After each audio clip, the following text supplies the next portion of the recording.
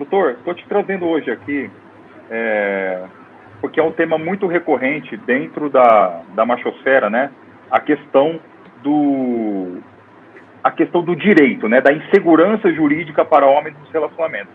E eu percebo que tem caras, principalmente caras muito jovens, doutor, de 18, 19 anos, que não entende absolutamente nada do direito, mas que ouve um cara falar tal coisa e vem e fica falando que você vai ter que pagar a pensão socioafetiva, você vai ser preso, colocando uma espécie de terrorismo na cabeça dos caras, e os caras começam a entrar naquela mentalidade que a gente chama de mentalidade catastrófica, né? Ou seja, meu Deus, o mundo está acabando, se eu olhar para aquela mulher ali, eu vou estar preso, ou se eu beijar uma moça que tem um filho, eu vou ser obrigado a pagar a pensão socioafetiva para ela. E a gente está te trazendo aqui hoje para poder dirimir um pouco dessas dúvidas. Mas sobre a questão das pensões, né, que aterroriza muita gente. Eu vejo muita falácia. A lei que dá direito à paternidade efetiva é uma lei muito bonita. Você tem a chance de proporcionar a uma criança uma paternidade que ela não pode estar tendo ou é ausente. E aí o que acontece? Muito cara emocionado, para conquistar a princesa da Disney dele, acaba prometendo coisas que não são sólidas. Ele transforma a criança num buquê de flores. Em vez de chegar com um buquê de flores, ele é romântico, dizendo, vou tomar conta de você e assumir seu filho. Algumas vezes até na barriga. Nem nasceu ainda. Aí o que acontece? Existe esse mito de que se você namorar uma mãe solteira ou uma mulher que está grávida, eu não tenho nada contra, eu não faria, por questões minhas, já existe muito cara emocionado. A verdade é essa.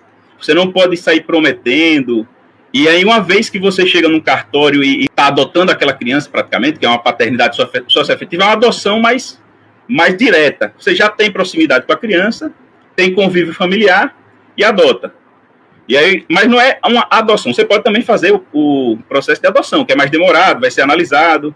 Mas a paternidade socioafetiva, inclusive, ela tem algumas coisas idênticas à lei da adoção, que é o rapaz tem que ter mais de 16 anos de diferença do adotado, ou do caso do filho socioafetivo. São 16 anos de diferença, você tem que estar lá espontaneamente, não pode ser uma coisa obrigada, e você quem vai tomar a decisão.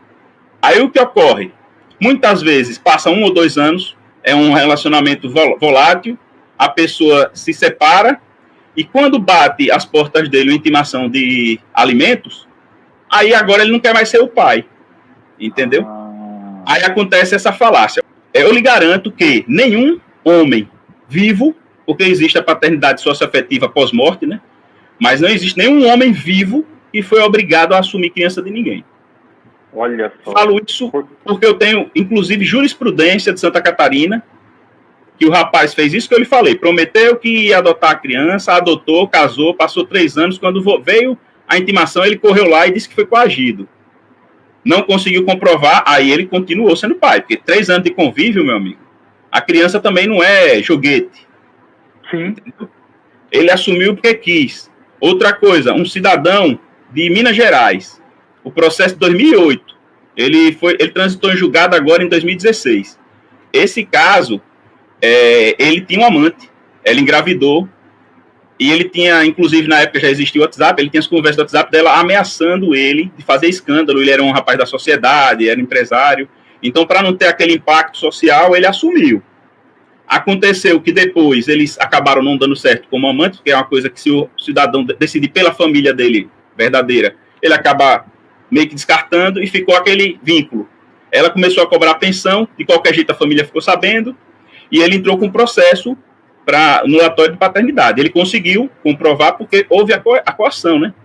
Ele foi coagido. Ameaça é coação. A gente sabe que o direito civil, ele dá nulidade e o ato jurídico é nulo e anulável quando ele é eivado de fraude ou de uma ameaça. Não precisa ser uma arma na cabeça. Então ele comprovou. Outra coisa que ele fez por desencargo de consciência, já que ele se relacionava com aquela mulher, foi o exame de DNA. O exame de DNA deu negativo, ela recorreu, obviamente, por isso que o processo de 2008 só acabou em 2016, mas imediatamente com o exame de DNA e a ação de piso, que ele provou que foi fraude, quando saiu a sentença de piso, já foi reformando, anulando a paternidade. Alimentos não volta, Por exemplo, você pagou 10 anos de alimentos, você não pode pedir de volta se o filho não for seu. Mesmo que a justiça decrete que você não deve mais pagar, alimentos não volta. Mas, pelo menos, ele cessou aquela obrigação e o estrago já estava feito com a família dele. Acabou que ele acabou também se divorciando. E foi quando eu tive mais contato com ele já em sede de consultoria, né?